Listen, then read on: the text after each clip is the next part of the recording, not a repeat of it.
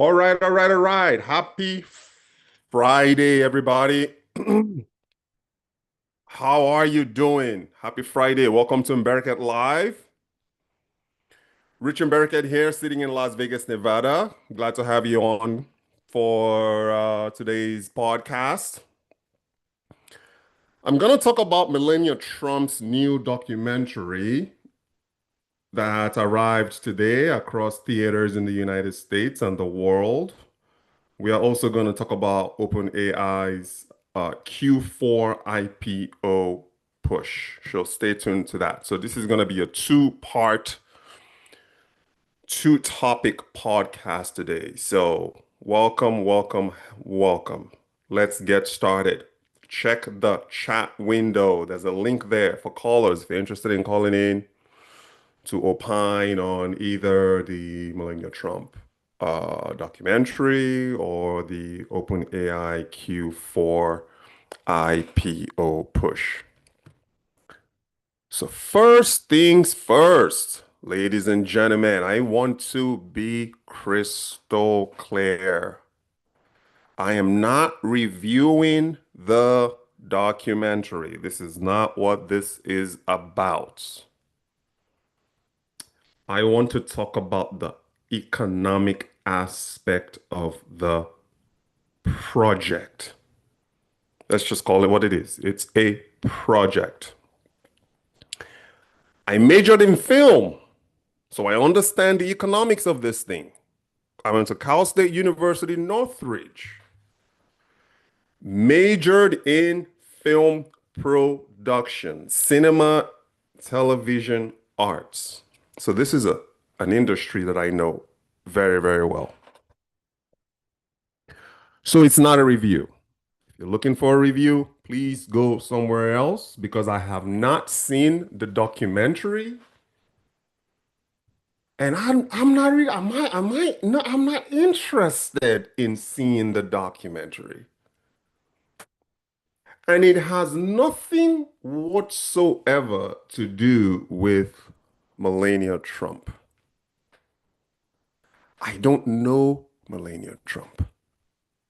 Even from the Trump first presidency, the first lady, respectfully, with all due respect, has kind of operated low under the radar from the Trump first administration and the second administration. Melania is a under the radar, in my view. The way that I see her, I don't follow her social media. I don't really care what she does. She didn't run for office. She's a first lady. So she's been under the radar for quite some time, even before Trump ran for office the first time. She flew low under the radar. So what then do people expect? Do they expect because she's now the first lady, she should change her character and kind of become this superhuman that's in people's faces? From what I've seen so far, that is just her personality. She doesn't seem to me like somebody that craves attention. Did she campaign for the husband in the first go around? Yes. The second time around, she kind of took more of a back step. So nothing against her. I don't think anybody can say that they know Melania Trump any more than they knew Michelle Obama or what's her name? Or Mrs. Laura Bush. So this isn't about her. Me saying that I'm not interested in, even if this were a Michelle Obama movie or Michelle Obama documentary, and I voted for Barack Obama. I didn't vote for Trump. I voted for Harris and I voted for Biden. But I have nothing against Trump. But if Michelle Obama's documentary would have dropped theatrically, I'm not going to see it because I'm just not interested. So Melania Trump's documentary, I mean, it's been eviscerated online, on social media. There's memes all over the place. The reviews have been poor. What did people really expect? Look at the format. Let's start with that. From an economic standpoint, documentaries have never, ever, in the history of filmmaking, documentaries have never, ever done well theatrically. Ever. The only one that I would say maybe cracked, I would say maybe you want to call it a box office success. Wasn't it like Ferrant Columbine? I think it was Columbine for Michael Moore, like Michael Moore documentaries. But then that's like just less than 0.1%. I think Fahrenheit 9/11 did well. The documentary after George Bush's second term did well. That's about it. Name one other documentary that you would consider a box office success. They don't exist. So, from an economic standpoint, and remember, this was originally meant for Amazon Prime. This project, by the way, is Melania's first film project. She launched a production company called Muse. She wants to get into movie production. She wants to get into producing podcasts and producing content. What is wrong with that? Barack Obama has a production company. Michelle Obama has a production company. A lot of these politicians are starting to sign production deals with streaming platforms and Hollywood studios. A lot of them have agents. Why should Melania be any different? If Melania, who was a former fashion, she was in the fashion sector, and she wants to launch a production company and release our own documentary, she has every right to do that. I think that people are looking at the wrong thing. They are looking at something to nitpick at. Now, I'm looking at strictly from, I'm looking at the economics only. That's all I'm looking at. It's not a review because I haven't seen it. I don't plan on seeing it. Whether it does well, whether it doesn't do well, it doesn't really bother me. I don't really care. I'm indifferent either way. And later on in the segment, I'm going to pull up a variety article and we can kind of go through what somebody else saw and what they review and kind of analyze that and move on from it. But we got to remember the documentary format isn't meant to be a blockbuster hit. Number one, it was originally built for the streaming platform. Amazon just chose to give Melania's documentary a global theatrical release. Some countries have chosen not to air it, maybe from an economic standpoint, it wasn't favorable. They weren't selling tickets. Either way, you weren't really expecting there to be ticket sales for a documentary. Hollywood experts know this. Documentaries don't sell theatrically. You are not going to convince me. 2026, everyone has home entertainment. I have a 75-inch screen TV in my lounge. Kate and I, the other day, were talking about upgrading our 42-inch screen TV in our bedroom to a 75-inch screen TV. People are starting to build entertainment centers in their homes. How many people are going to get up on a Friday, look at their significant other and say, hey, let's go to the movies? Let's just get up, drive, go to the movies. Tickets are $15 a pop. Popcorn, medium-sized popcorn, $15 a pop. You are already at 30. You get a drink, it's another $15. You're already at $45. Times two. Oh, plus one, meaning you and a date. Now you're looking at about $100 to go see what? A documentary? People don't go for that.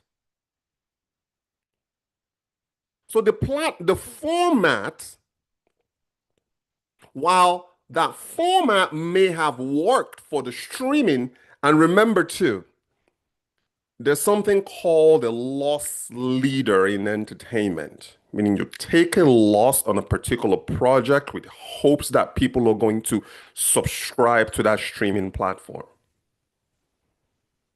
In Amazon's case, what is Amazon Prime? $12, maybe 14, I don't know. I mean, I subscribe to Amazon Prime. The price keeps going up every year. I don't even pay attention anymore. All I know is they charge my credit card at the end of every year. Maybe it's $149, and I can watch all the Amazon Prime content that I want. I can buy things on Amazon.com and get it delivered for free. So it's not even a loss leader for Amazon because they're going to lose money. This is a $75 million project. So Amazon is going to lose money. They're not going to recoup that money back. But then again, this isn't the kind of project that boosts subscribership. People are not kicking down the door to subscribe to Amazon Prime so they can watch a Melania Trump documentary. So this isn't even a loss leader for Amazon anymore. It's a loss for Amazon because something like this didn't even need to happen. Melania Trump could have gone and done a documentary about some maybe projects that she's interested in, some causes that she's passionate about, maybe develop other projects. But turning the camera on herself to document, at least from the little clips that I've seen and some articles that I've read, I think this was what? It captured the 3 weeks leading up to President Trump's inauguration. Nobody cares. This has nothing to do with Melania Trump. Her personality, she's been reclusive. Nothing wrong with that. Not everybody is a Michelle Obama that just naturally, automatically just attracts people. She draws you in. Melania doesn't have that kind of personality. She does not. She kind of dances to her own tune and skips to her own beats and kind of just does her own thing. Nothing, that is her personality. That is who she is. A documentary is not going to get people to start looking at her differently. So we talked about the format. The documentary format is not meant for theatrical release. And the documentary format also isn't really meant to drive subscribers on a character that people don't really care too much for. If you were to wake me up in the middle of the night and said, "Hey, Melania Trump is doing this," I'm like, who's that? I'm just gonna roll back to bed and go, no jab at her. I'm she's a beautiful first lady. In my personal opinion, I think that she she in whatever capacity she's in as a first lady, she's not an embarrassment. She does her own thing, has her own causes, um, launching a production company, that's all fine. So from an economic standpoint, we have the format issue. Secondly, we have the character issue, meaning the person that is being documented, the subject, Melania Trump. She does not draw. She's not a draw. She doesn't attract people. She doesn't bring you in. She comes off as somebody that has a wall. Melania has boundaries. And I'm a boundaries guy. I'm all about boundaries. I like that about her.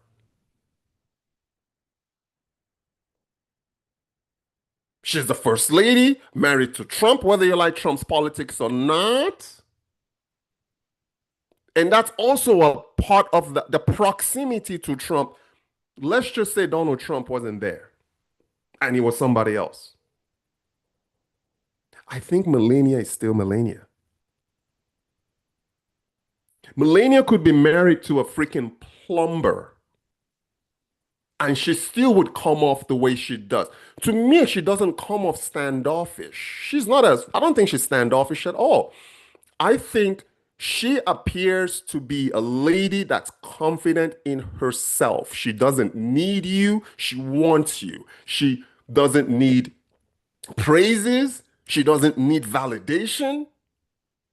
Some people mistaken that confidence for arrogance, but I don't see the arrogance. I see a confident lady that has a very tight, small circle of friends.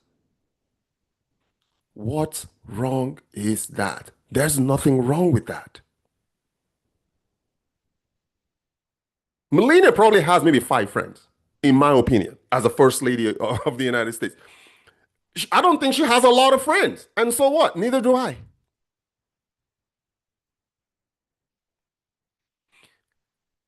People are just not interested in watching a, like I said, I haven't seen it. I don't know if it's an hour. I don't know if it's 90 minutes. I don't know if it's 30 minutes. I don't know. People are just not interested in seeing Melania Trump in any format. So from an economic standpoint, could this have been a favor from maybe Jeff Bezos who owns Amazon to Donald Trump? I don't see how Amazon gains in any way in this. Okay, her production deal. Is it with Amazon? Is it with some? I'm pretty sure it's got to be with Amazon if Amazon is putting her out. So yeah, give her her little production company. I mean, they gave Meghan Markle a production deal. They gave Barack Obama and Michelle Obama production deals.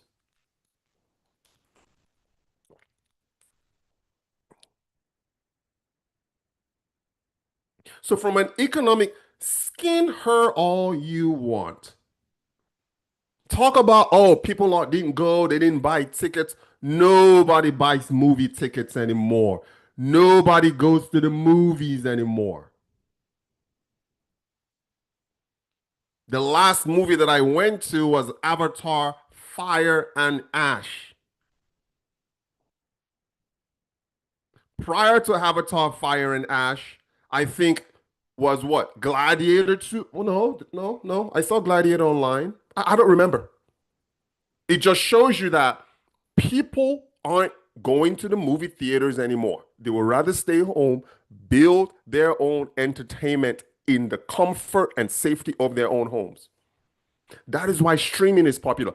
We have pretty much most of the top streaming apps, from the Netflixes to the Disneys for the girls. What else? Amazon Prime, Peacock. I have all of the entertainment that I need on my phone. Why am I gonna get up out of my home unless it's an absolute movie that I've got to see, like Fire and Ash, which I should probably go see again because the first one was so long I fell asleep like three times. So maybe this time around I'm not gonna go to a late movie. Maybe I'll go on a matinee or something, so I'm not falling asleep.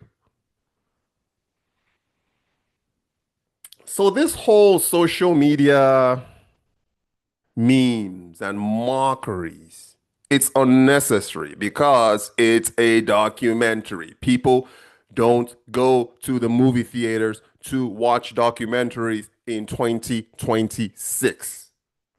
This could have just been a straight to streaming service. I think it would have fared better. It would have done better and avoid the whole ridicule of, oh, tying ticket sales to these projects. At least on the streamers, there's nothing for you to measure. There's no metric.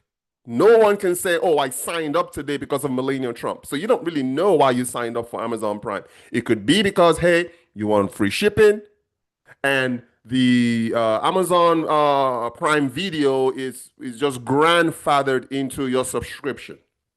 But this could have gone from an economic standpoint.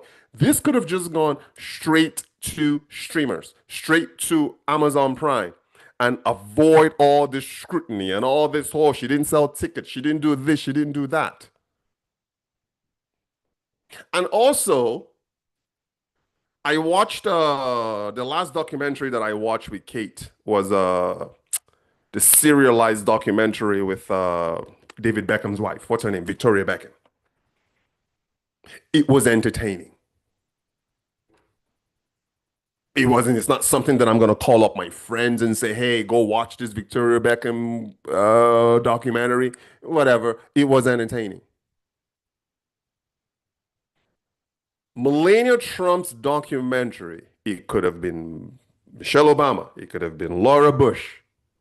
This is something that you stream when you have absolutely nothing to do. And you just feel like watching something for an hour and a half. It doesn't change anything about her. It doesn't make me like her more. It doesn't make me like her any less. It does not make me see her any differently. Whatever cause she's promoting, if she feels that she needed a documentary to promote that cause, it was unnecessary. So, so many factors working against this already from an economic standpoint. You've got the format, the documentary format. You also have the character that people don't really care about to follow, to want to learn more about. You also have to remember, as a result of Donald Trump being president, she's not going to get the same interviews that a Michelle Obama would have received. Because if you think about it, in the entertainment sector, it's liberals that run the entertainment sector. So she's not gonna go on the Jimmy Kimmels. She's not gonna be able to go on the Jimmy Fallon's to promote the documentary. She's very limited in the platforms, the media platforms she can go to promote her documentary. Fox might be one, Newsmax might be one, more of like the red leaning, Republican leaning media outlets is where you see. But if you're trying to touch the entire country, you got to be able to to cater to the blue states and also cater to the red states and also cater to the centralists, those who are neither here or neither there. So Melania doesn't really have that rapport with media outlets. And if you've also seen some of her past interviews, Melania does not, she's not confident in front of the microphone. Yes, she's, I think, isn't she from Belarus? So English is not her second language. So she's not really, and you can tell she's timid in front of the camera. She's timid in front of the mic. She she just doesn't draw you in. Nothing against that though. I kind of like that. I like me women with boundaries. The more mysterious you are, the more I like you. So yes, I would say that I like Melania Trump.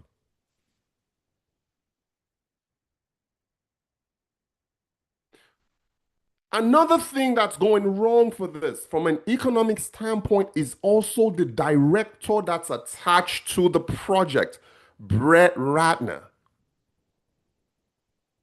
Brett Ratner directed Rush. You guys know Rush Hour, Hercules, all of the Rush Hour movies from one to four. That's Brett Ratner. He directed it. He is currently a pariah in the entertainment sector based on the Me Too. He was accused of some, assaulting women, some sexual assaults. It's like 10 years ago. So you got a movie director attached to a project that no one cares about in an industry that doesn't care, that basically Ratner right now is banished. He can't really work in Hollywood anymore like he used to. So, with that said, he's not going to be able to go to these media outlets like the Jimmy Kimmel that's beefing with Trump right now, and the Fallons, and the other the liberal media outlets. Brett Ratner is not going to be able to go there to promote this documentary. So, there's a lot that's working against against this movie. So whether it's entertaining or not, it's decide, form your own conclusions. Form your own conclusions, but just understand that these layers matter. The format matters. The subject that they're covering matters. The director that's attached to the project matters. The inability to be able to do interviews matters. The relationship with Donald Trump matters. Some people are punishing Melania Trump because they just don't like Donald Trump. Let's be honest. It is what it is. It's the truth. So I am not defending Melania. Another thing, too, that's another problem. Before I move on from this segment, the timing is also an issue. With everything right now that's happening in Minnesota, with ICE in Minnesota and ICE in the timing couldn't be more wrong. Everything is from the economic standpoint, everything is working against this documentary. Everything.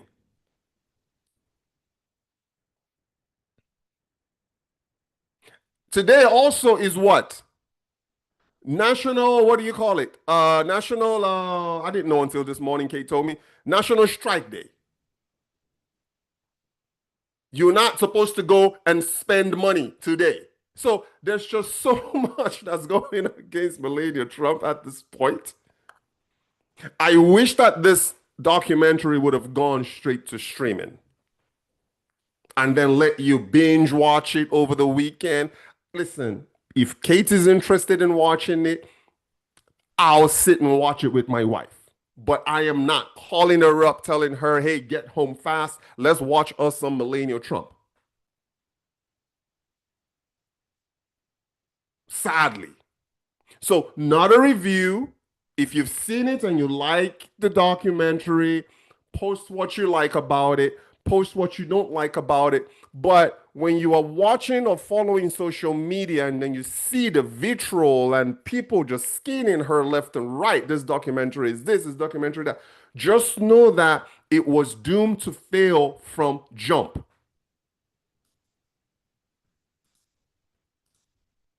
Doomed to fail from jump.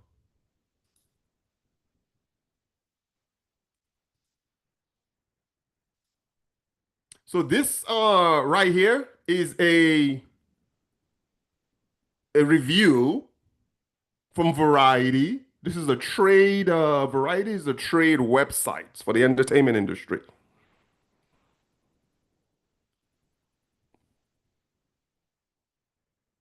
So Melania Review, Brett Ratner's first documentary is a cheeseball infomercial of staggering inertia. They're saying that the documentary never, you see, none of this is going to sway me. If I want to watch this documentary, I'm going to go and watch it. I couldn't care less what the so-called what do you call them, critics say. I'm gonna watch it from the comfort of my lounge. Probably later on this evening, depending on how I feel. I'll grab my bourbon, I'll grab my cigar, and I'm just gonna watch it just to see if it's what they see if it's as bad as they're saying it is. So, quote here, Melania is a documentary that never comes to life. It's a portrait of the First Lady of the United States, but it's so orchestrated and airbrushed and stage managed that it barely rises to the level of shameless infomercial. Is it cheesy? At moments, but mostly is inert. It feels like it's been stitched together out of the most innocuous outtakes from a reality show. There's no drama to it. It should have been called Day of the Living Trad Wife. See, it doesn't really matter. I don't care. I mean, review whatever you want. I'm probably gonna check it out just for the sake of it. So how much? They made it for what? $75 million, made for an outrageously high budget of 40 million, plus 35 million spent on marketing. So in film production, there's always that 50-50 split. So if you spend,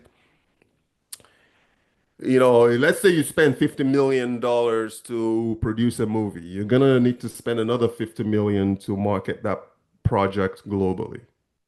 So listen, this is a huge loss for Amazon. I don't see how they're gonna recoup this, even with it's not gonna drive subscription. It's not,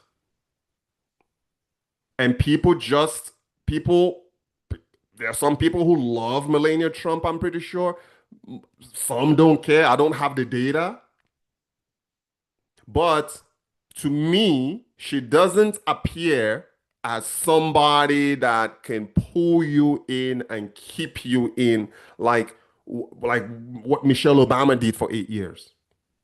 Even Mrs. Laura Bush, she had something about her. Melania just does not. Nothing wrong with that though. Okay, so just let me know what you think about this whole Melania Trump documentary. If you like it, feel free to post in the chat, in the comments. Maybe I'll do a follow-up to this. Maybe an actual review after I've seen it to let you know what I think. Maybe, maybe not. But here's one. Let's move on to the next segment.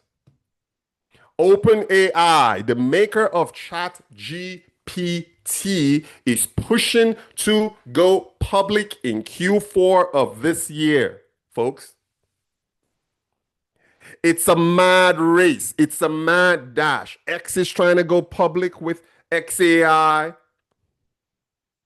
Anthropic wants to go public. The makers behind Claude. Everyone is trying to see who can get there first. And OpenAI is trying to beat them all to it. OpenAI makes ChatGPT, the app that I use every single day, that has improved my productivity for the past what? I've been using ChatGPT now since 2022 when it launched. I was one of the first people on it. I'm like, man, I'm using me some AI. You see, but AI can't do this now. AI can't. AI doesn't have personality. So AI can never ever replace this, what you're seeing right now. So rivals are competing to be the first. This is on a Wall Street Journal, ladies and gentlemen. Rivals are competing to come to for those who are driving. Listen, I make content for people in the car plugged in that are driving too. So I'm reading this from the Wall Street Journal. I gotta give credit to whom credit is due.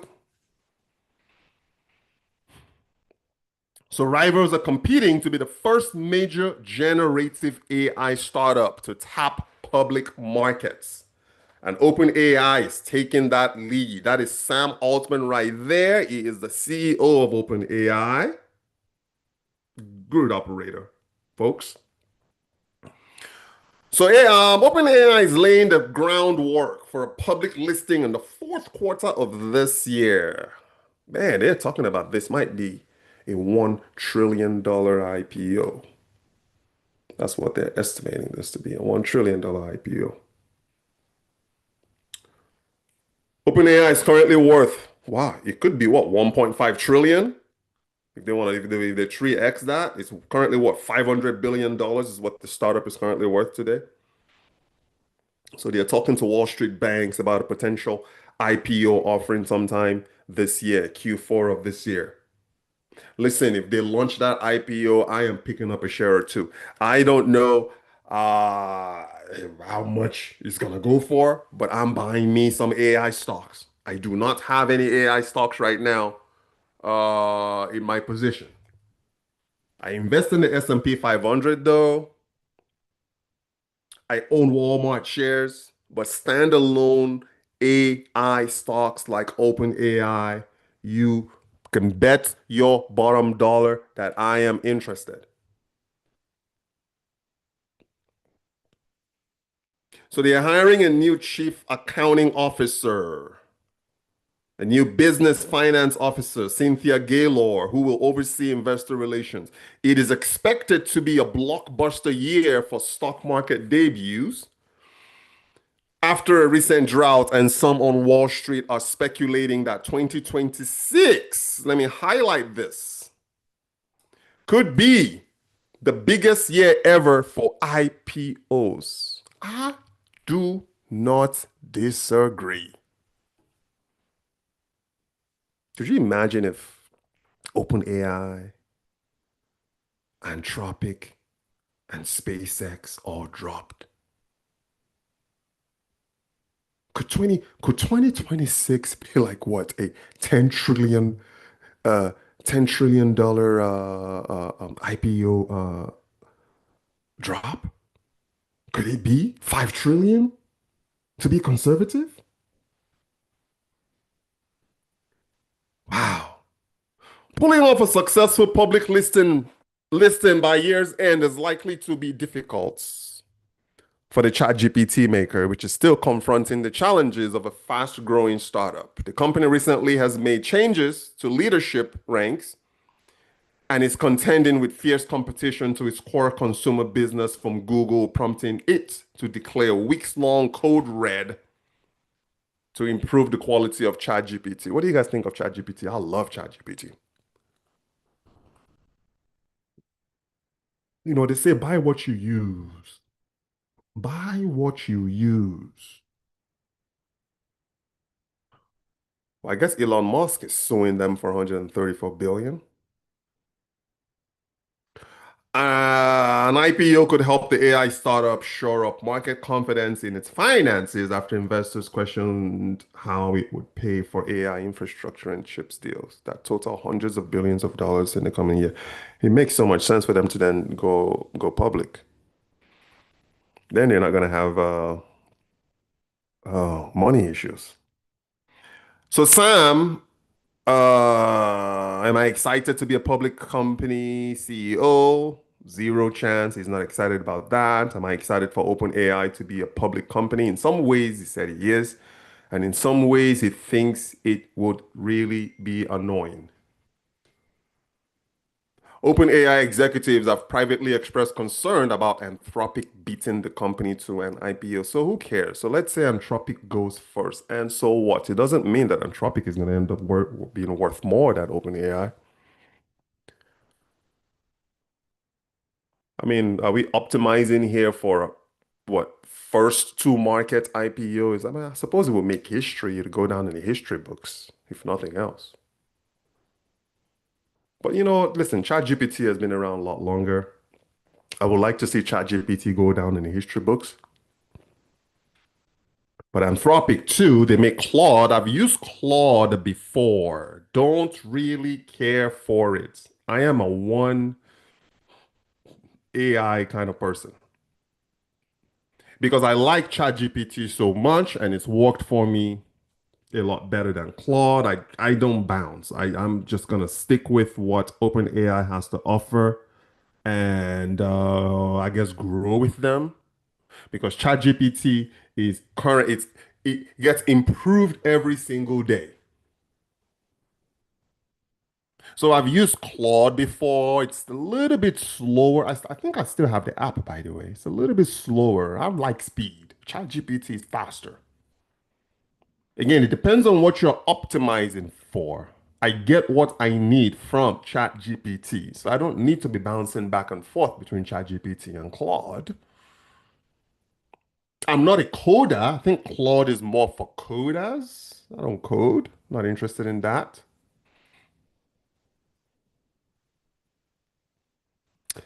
So whichever company lists first probably would benefit from a large group of public market investors, including individual investors who want exposure to the new wave of generative AI companies, people like me. OpenAI and Anthropic are also competing against Musk's SpaceX, which is aiming to do an IPO as early as the summer that would value it at more than $1 trillion. People familiar with the matter said. But knowing Elon being Elon, Just to be able to say he's the first one that went public, I can kind of see Elon probably beating everybody else to it. New score. Skip this part. So Anthropic has held talks with banks interested in helping with the company's IPO. People familiar with the matter said it has made a string of finance hires to potentially help take the company public. They include Andrew Zlotto, who leads capital markets, and Blackstone investor Kevin Chang. People familiar with the matter said Chang's hire hasn't been previously reported. What else? What else sticks out to me here? OpenAI and Anthropic are both losing billions of dollars every year as they work to build new AI models and power their existing products. Anthropic expects to break even for the first time in 2028. So we're looking at what, 2 years from now? See, all these guys losing money now is okay. I mean, Amazon lost money for over 10 years before they started making money. So this is common. This isn't news. OpenAI is in the throes of a fundraising campaign that could take place for much of this year in what could be a pre-IPO round. It is seeking to pull together more than $100 billion in a deal that would value the startup at $830 billion. SoftBank is discussing investing about $30 billion.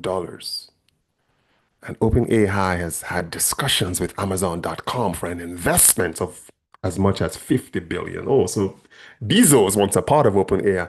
Guys, you got to also look at this is a good investment if you can get in. You got to just look at the partnerships. You see there, when you got a guy like Bezos tapping into OpenAI, you got Andy Jassy, you got Walmart tapping into OpenAI.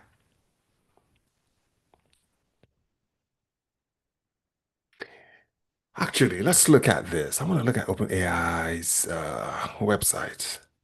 See if there's any other new. Let's go to this news department and see what is Prism? What is this? It's ChatGPT Health. So this is accelerating science writing and collaboration with AI. This is what I'm talking about. They're introducing new products every single day. Let's look at company. Our vision for the future of AGI. That's artificial general intelligence. I thought AGI was agentic AI. So it's artificial general intelligence. Well, guys, let me know. What do you like about OpenAI? What do you like about OpenAI? Do you use it? Do you use Claude? What do you think about? What do you think about the Melania Trump documentary? Are you gonna go see it? Do you think she's been treated unfairly? Do you like the First Lady? I do.